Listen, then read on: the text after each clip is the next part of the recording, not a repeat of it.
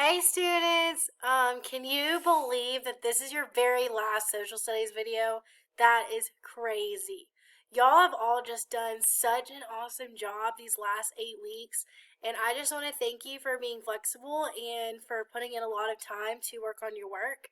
Um, so, since today is your last social studies video, I'm really hopeful that you're going to do extremely well tomorrow on your assessment, okay? So how today is going to look is I have a PowerPoint presentation for you that I am just going to go over some of the bigger vocabulary terms that we have covered over these last 8 weeks. Some of it I've already covered in videos before, but some of it you covered in reading before I started making videos for you. So we're going to go over a little bit of that. If there's ever any questions during the videos, you may not understand something, you can most definitely go back to previous week's learning and rewatch one of my videos. You can look at your old discussion boards, anything that's going to make you be super successful on your assessment tomorrow, okay?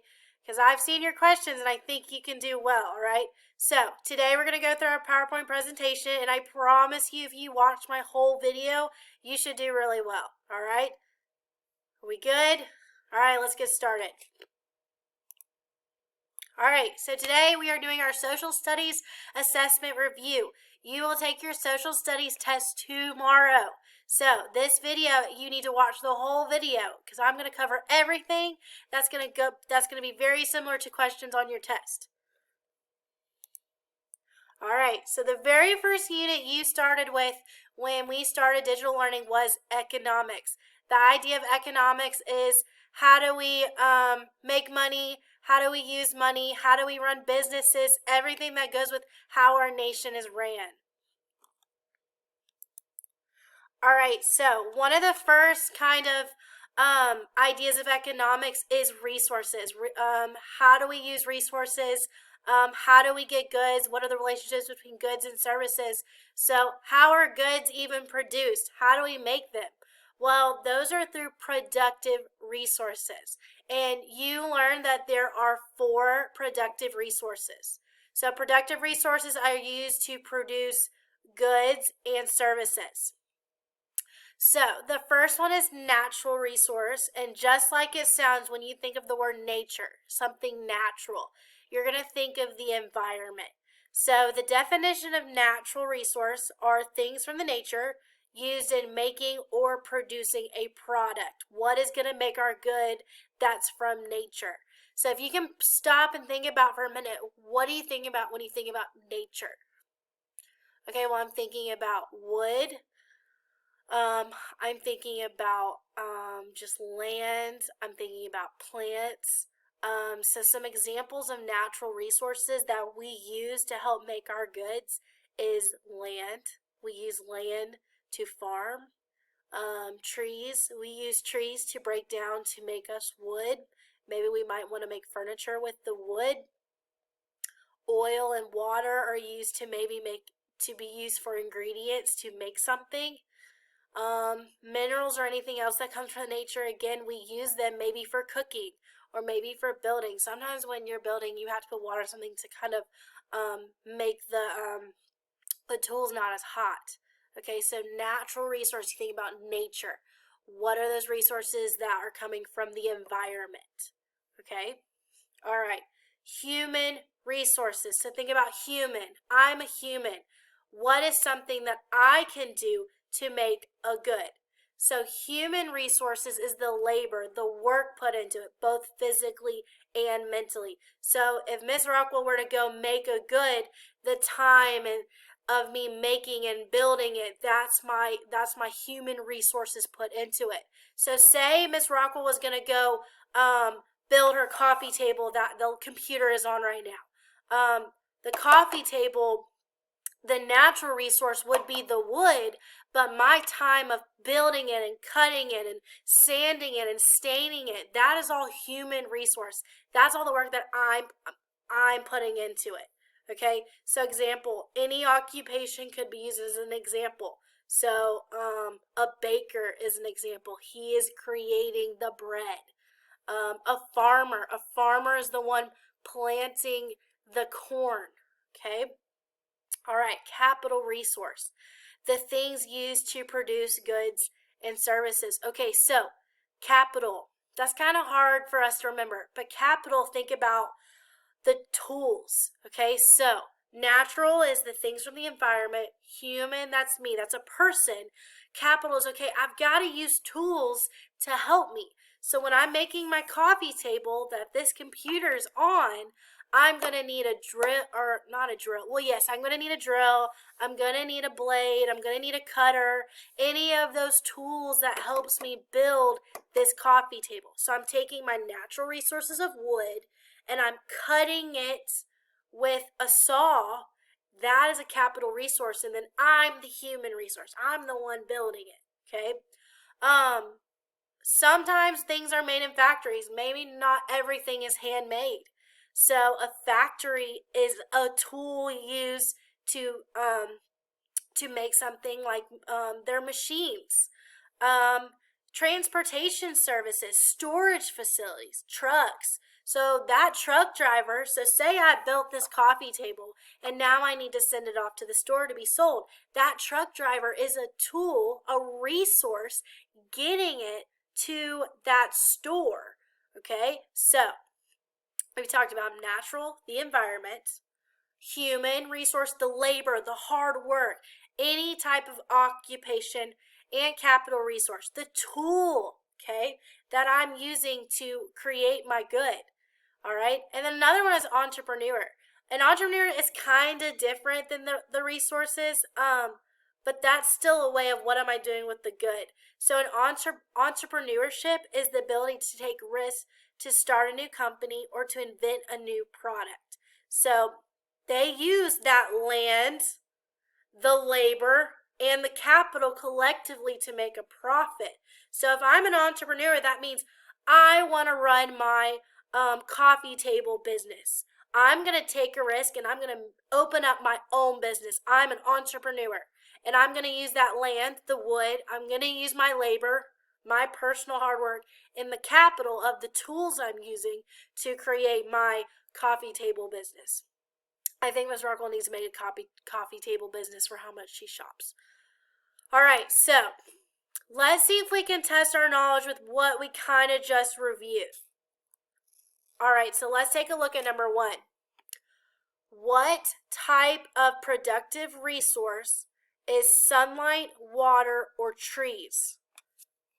Okay, I want you to take a moment. I want you to see if you can think about it. Would sunlight, water, or trees be a natural resource? Would it be an entrepreneur? Would it be a capital resource? Or would it be a service resource? All right, well, I'm using what I know about slashing the trash, and Ms. Rockwell can't necessarily slash the trash on this, but I know for a fact we did not talk about service resource, so I could have already put an X on this one. So now I'm between these 3. Well, I remember entrepreneur is starting your own business, and I don't think that relates to sun, water, or trees. All right?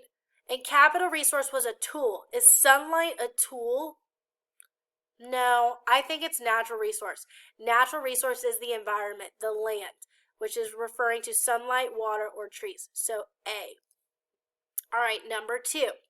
What kind of resource is a tractor that is used for pulling a plow? Okay, so what resource is a tractor? Okay, is it A, natural resource, B, human resource, C, service resource, D, capital resource?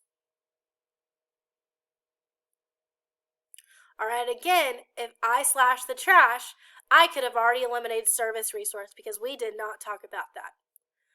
Now, I'm talking about what resource is a tractor. Is a tractor from the environment? Is tractor a natural resource?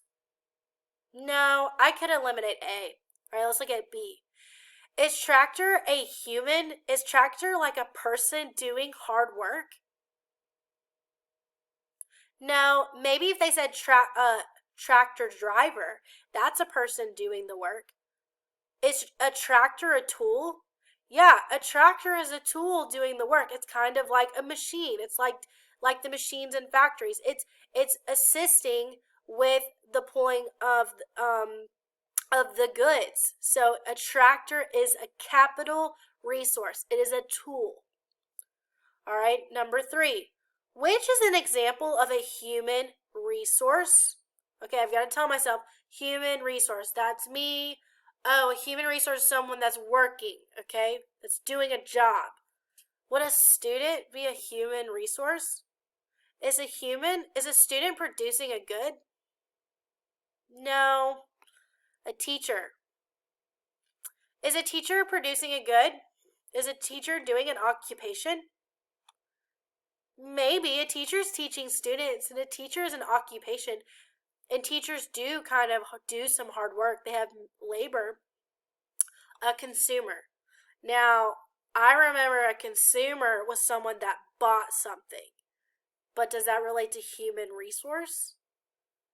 No, a computer. Is a computer a human doing an occupation?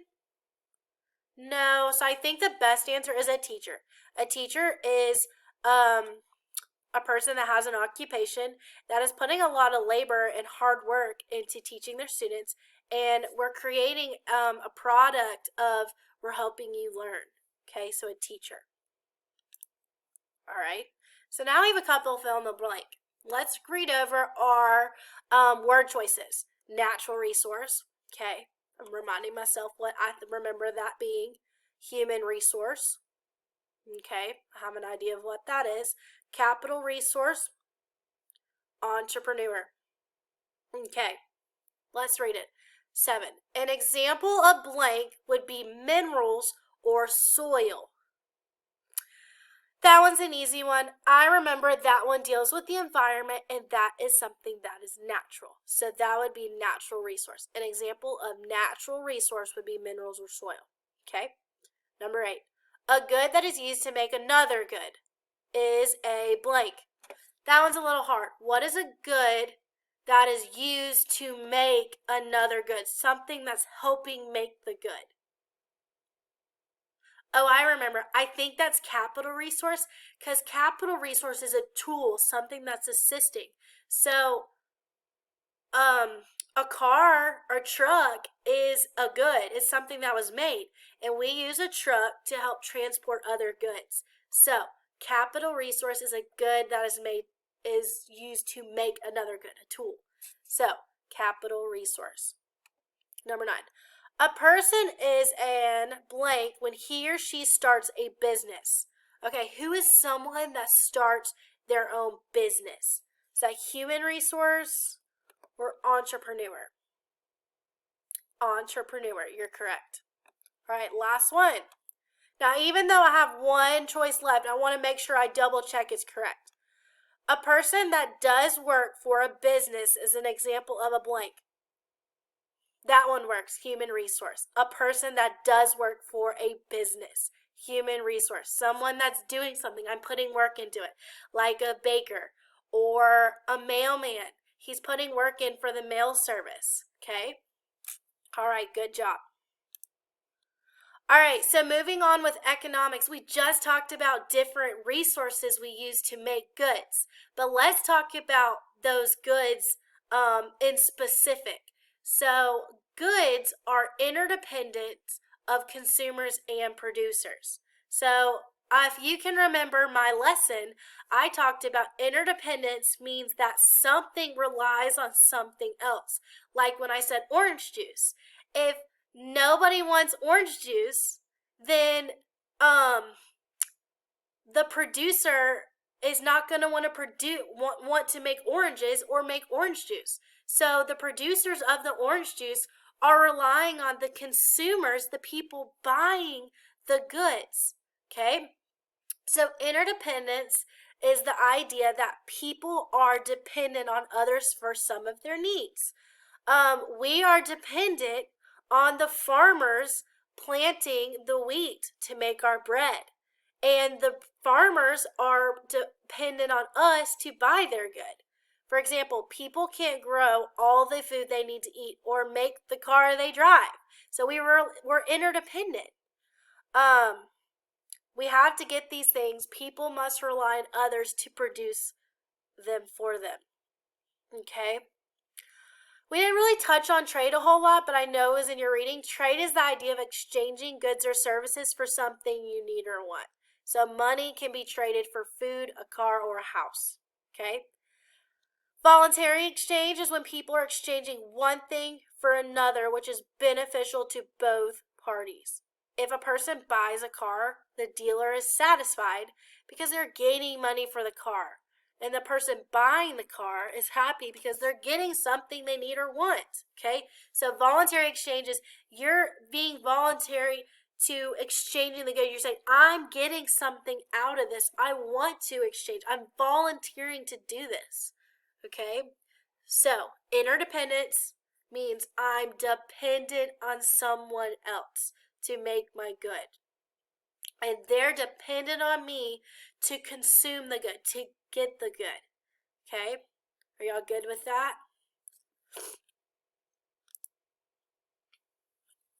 All right. Supply and demand. Okay? So, we talked about goods and services. A good is something that we can touch or hold, like my phone. Like food, a crayon, a video game is something I can touch. A service, however, is something another person does for someone else. Like, I am a service to you. I am making these videos for you to watch and for you to kind of learn this stuff that you can later take in life. A doctor is a service. You go to them when you feel sick.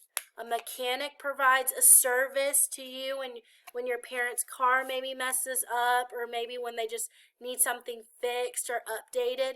A service is there's someone's doing something for you. Okay? These goods and services become part of the marketplace, and the price of them is based on what people are willing to pay for them.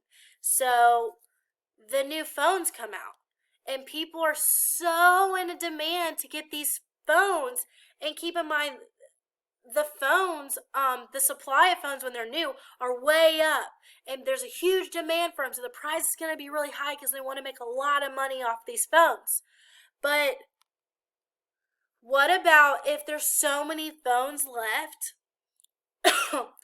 And so say this is the iPhone 5. I think the iPhone 11 is out. Do you think there's going to be a high demand for this?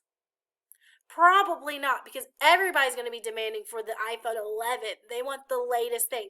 So the iPhone 5's price is going to go down.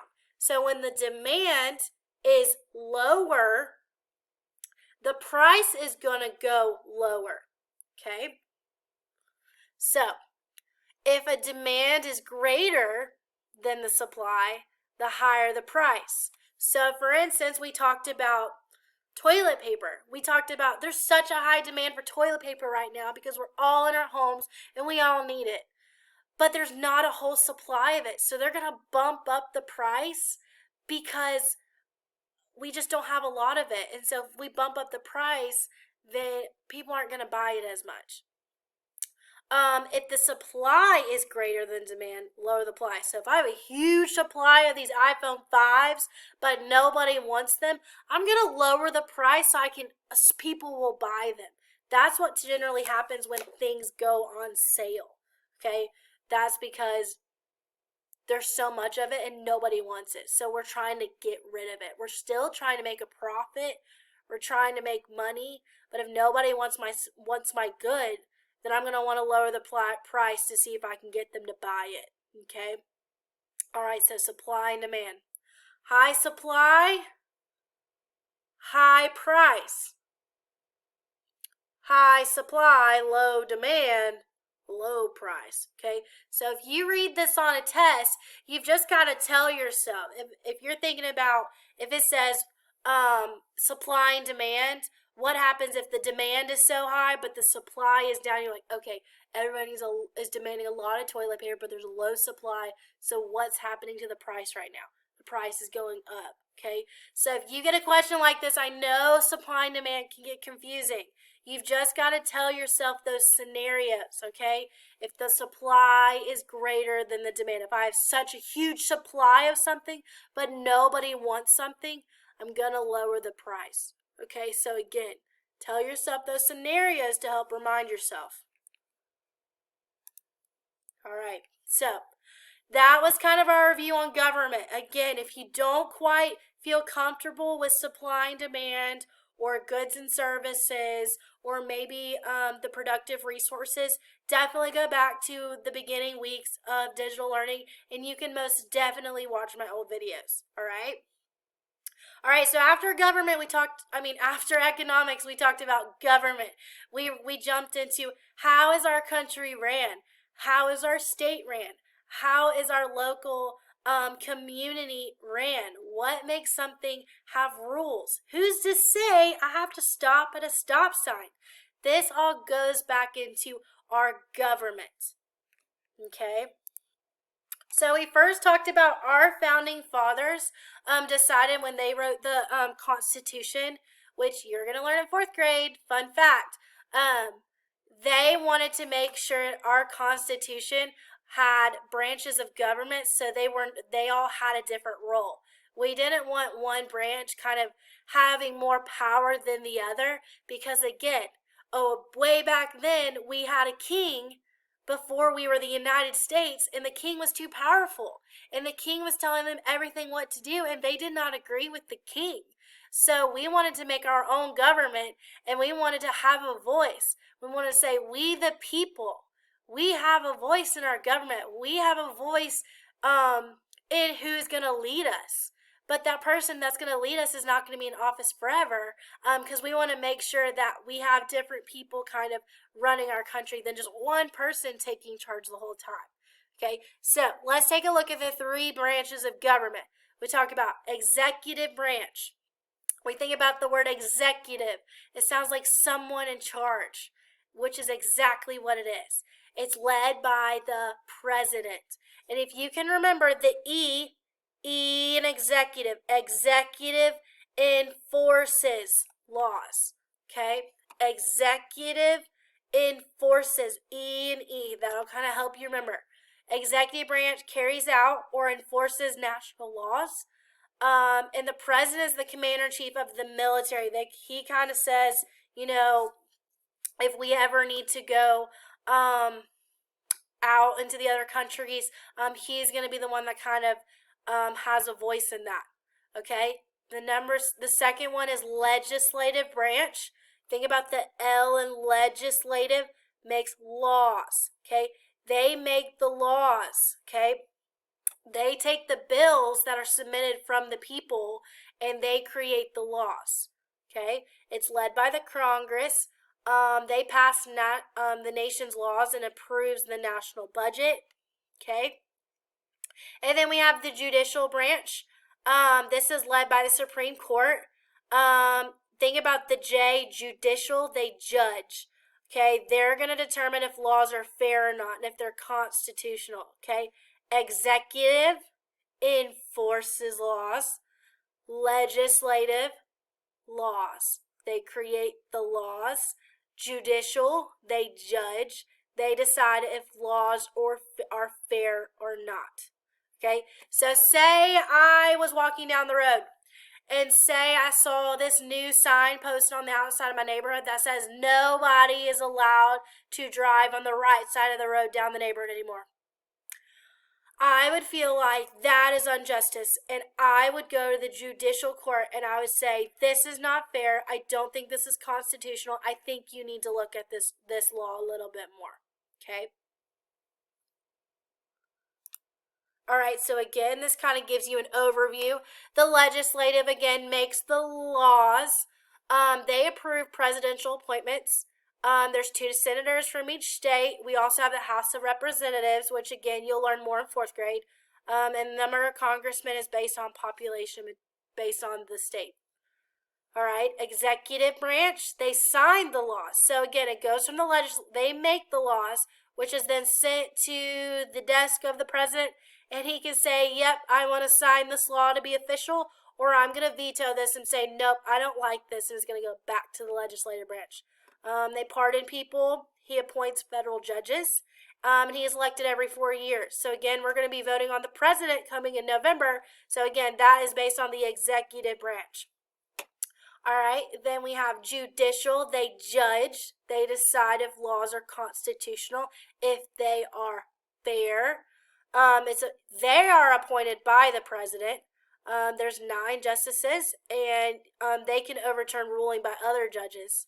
So they're the Supreme Court. They're pretty powerful. Okay, but now, are any one of these 3 branches of government, is there one that's better than the other? Do you remember? Right, they're all pretty important. They all have different jobs because we have what is called separation of powers, checks and balances, because we don't want one branch of government to be more powerful than the other. They all have different purposes for our country. So, the executive branch is going to check up on the legislative and judicial. The legislative is going to check on the executive and judicial is going to check on the legislative and executive to make sure they're all doing their jobs. Because again, why do we have a separation of powers? Because we don't want one branch of government to be more powerful than the other. That's not what we want to do. Okay? All right. So, not only do we have the 3 branches of government, but we have the 3 branches of government as a federal government. We have 3 branches within a state level, and then we have 3 branches within a local government. Okay, so we went over this last week. So let's kind of dust off the cobwebs from our brains, and let's see if we can remember this. There are 3 levels of government. So these different levels of government are based on kind of what's going to decide rules and handle big businesses for us. So federal government. Federal, another word for federal is national. This is the United States as a whole. So Trump is the one that kind of oversees the federal government. He's the one that handles big issues like war, trade with other countries. He amends the Constitution. So the federal government is in charge of something that is affecting the entire United States as a whole. So national and federal mean the same thing. Okay? So he's the one that looks at money. We have a norm of the dollar bill and the $5 and the $20 because we wouldn't want to go from state to state and it'd be a completely different currency, which is money. So federal government kind of makes the bigger things that are going to be based on the United States as a whole. Okay. Then we have a state government. What is going to work best from state to state? Because we wouldn't want to have rules that California has because we're very different than California. So state government handles more personal issues like driver's license. I told you marriage licenses are based on state governments. Public schools. So schools here in Georgia have different standards than schools maybe out in Texas. Because again, we have different things that we feel like you living here in Georgia, you should know. Okay, because we wouldn't want to learn about the history of Texas when we don't even live in Texas. Okay, I mean, maybe you want to learn about Texas. That's fine. And then any issues that are not covered by the federal government are covered by the state level. Okay, so Governor Kemp is the one that kind of oversees us as a state, and he makes decisions for us. Then we have local government. Again, we live in Lawrenceville. Lawrenceville might be very different than Lilburn or Stone Mountain or Norcross or Athens. Any of those communities and cities around us is going to be very different than Lawrenceville. So we have to be more specific based on our community. And so if there's something like, say, the town of Lawrenceville, something happened with the road there, they're going to make a decision based on the local government for Lawrenceville. Okay, that's not something we have to check in with the state. Hey, something happened with our road. Can we fix it? No, we're going to do that based on a local government. Okay. So again, federal government, which is the United States, they print money. The President Trump is the one that decides if he declares war. And he's the one that looks into treaties with foreign countries. Again, he was the one when, this virus started happening. He's the one that looked into other countries that kind of already had it. He looked at, okay, well, what are they doing? What can we decide as the United States? What can we start doing to kind of make sure that we're safe? Okay. On a state level is the governor, Governor Kemp. We look at issuing license, marriage, driver's license, all those things based on Georgia.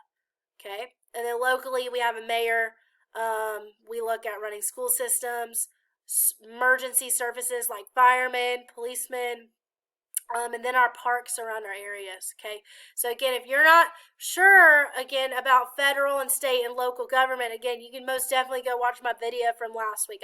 I kind of was more specific about those levels. All right, and then the very last thing we talked about is what can you be doing right now to kind of help our government? Well, the one thing that you can do right now to help our government is to be a good citizen. So what does it take to be a good citizen? So ways citizens can engage in a civic life is you should stay informed. So say, for instance, you are to make a wise decision, you will have a better knowledge about how to make that decision if you are informed. You can read and watch the news. So typically your parents, they stay informed about your community to make wise decisions if they want to move, if they want to go to a different city, if they want to go to a different school system. They're going to make those wise decisions, but they want to stay informed first. So another thing that you can do when you turn 18 is you can register to vote. You don't have to register to vote. That's not required. But in order to be a good citizen, it is a good thing to register to vote. Because when we are voting, we're typically voting on our president. We're voting on different things within our communities. And so if we want to have our opinion in how our community is running, or have an opinion on how our nation is ran or who's leading us, then you can privately show your opinion by voting. So when your parents go to vote in November, nobody really knows who they voted for, but they secretly posted their ballot to say, hey, I think so-and-so should be our president. So that's them showing their opinion. But if your parents want to go vote, they're not just going to walk in and just vote for whoever's name they like the best. They're going to stay informed about who's running, what are their views, what do they believe in, and then they're going to make that wise decision who to vote for. So again, in order to be a good citizen, in order to vote for who you think is best, you need to stay informed by watching the news and reading newspaper articles and reading posts on social medias, all those things. You can also volunteer. So you should seek out opportunities to help others. Again, it's not required. It's just a good way to kind of help out your community. You can most definitely go to Collins Hill Park. You can volunteer just to pick up trash. You don't have to just go out to the park a whole day and pick up trash. If you just see trash, pick it up. If you see trash at the school, pick it up. That's a way to be a good citizen of your community as well as your state, making sure it stays clean. Okay. You should communicate with public officials if you feel like things are not going well. You can email the mayor. You can email the governor if you feel like it's a state level. You should send emails and letters to express your concerns. You can also ask questions. Another way to be a good citizen is you should obey the law. Okay, so when they created that bill that turned into a law, the president passed it because he felt like that it should be a law and that it should be obeyed. So in order to be a good citizen, you do need to obey the law. So if there is a stop sign, you do need to stop. It is the law you should wear a helmet. It's a safety thing. It is a law to wear a seatbelt in a car. In order to be a good citizen, these laws are here to protect your health and your safety. So let's obey the law to make sure that we all stay safe. okay? And then last thing, remember, if you have the right to do something, it does not always mean that you can or should do things that can harm others negatively. So, like, you have the right to voice your opinion. But if you feel like it's going to harm others or negatively affect them, then maybe you shouldn't. So, we should make sure we're promoting the common good. That refers to thinking about what is best for the community. So, again, you have the right to do whatever you want with your trash.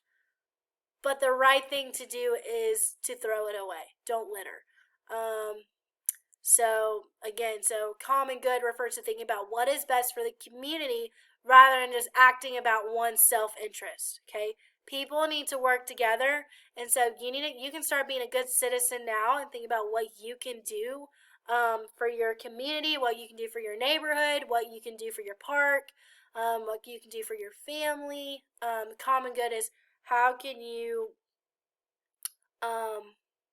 promote good for everyone and yourself. All right.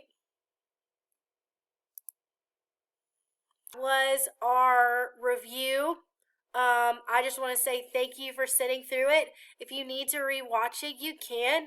You can most definitely pause it as you watch it again and just read the PowerPoint slides. It has some good stuff on it. I know I kind of went a little fast on some places, but I just wanted to make sure that I kind of covered most things we went over. Okay, but again, we've already gone over a good bit of this stuff. So again, if you're unsure of something, definitely go rewatch those videos. I want you to, again, do your part in preparing for your test tomorrow. Okay? All right. Thank you so much for watching my videos these last couple weeks. Thank you so much for being awesome third graders. I know some of y'all are in other classes, which is why I'm saying goodbye. I cannot wait to see y'all in August. And to my students, I'll see you soon in our Zoom sessions. But I wish y'all the best summer, and I wish y'all luck on your assessments this week. And if you have any unfinished assignments, definitely get those done for your teachers. But congrats on going to 4th grade. I hope y'all so loved 3rd grade, and we absolutely love teaching y'all, all right? So let's finish out the week strong, and let's finish out 3rd grade strong. All right. Bye, guys.